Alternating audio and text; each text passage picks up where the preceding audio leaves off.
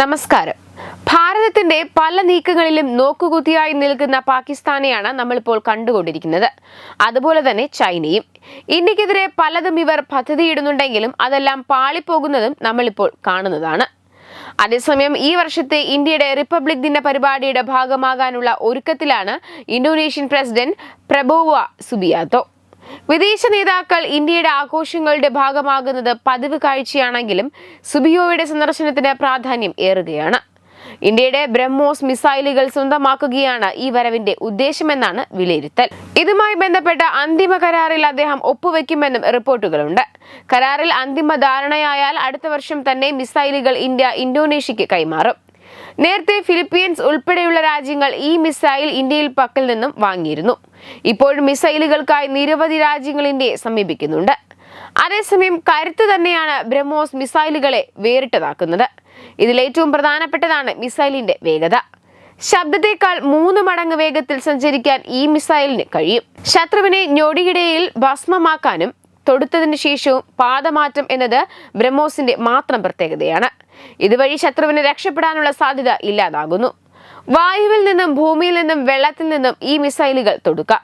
290 kilometre ദൂരപരിധിയുള്ള മിസൈലുകൾക്ക് ദീർഘദൂരത്തിലുള്ള ശത്രുക്കളെയും ഇല്ലാതാക്കാൻ കഴിയും. ഇന്ത്യയും റഷ്യയും സംയുക്തമായിട്ടാണ് ബ്രഹ്മോസ് മിസൈലുകൾ രൂപപ്പെടുത്തിയത്.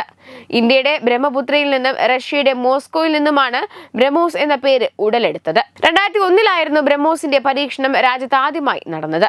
അതേസമയം വേഗതയ്ക്കും കൃത്യതയ്ക്കും പേരുകേട്ട ബ്രഹ്മോസ് മിസൈലുകൾക്ക് രാജ്യാന്തര ആയുധ വിപണിയിൽ ആവശ്യക്കാർ ഏറുന്നു എന്ന വാർത്ത ഇതിനു മുൻപും പുറത്തു വന്നിട്ടുണ്ട്.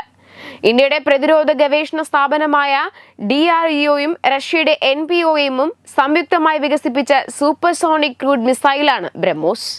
ബ്രഹ്മോസ് മിസൈൽ ആദ്യമായി വാങ്ങിയ രാജ്യം ഫിലിപ്പീൻസ് ആയിരുന്നു. $37.49 കോടി ഫിലിപ്പീൻസ് ബ്രഹ്മോസ് വാങ്ങിയത്.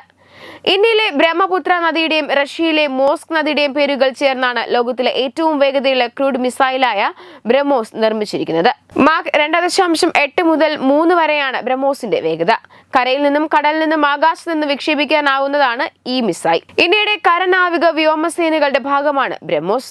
വകഭേദങ്ങൾക്കനുസരിച്ച് 300 മുതൽ 500 കിലോമീറ്റർ വരെ റേഞ്ചുള്ള ബ്രഹ്മോസ് മിസൈലിന് റഡാറുകളെയും മിസൈൽ വേദ തോക്കുകളെയും മിസൈലുകളെയും മറികടന്ന് ലക്ഷ്യത്തിലെത്താനും സാധിക്കും. ബാലിസ്റ്റിക് മിസൈലുകൾ ഭൂഗുരുത്വം ഉപയോഗിച്ചാണ് പകുതി ദൂരത്തിന് ശേഷം സഞ്ചരിക്കാറ്.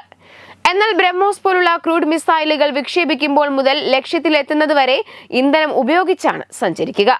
അതുകൊണ്ട് തന്നെ ആവശ്യമുള്ളപ്പോൾ സഞ്ചാരപാതയിൽ മാറ്റം വരുത്താനും ഇവയ്ക്ക് സാധിക്കും.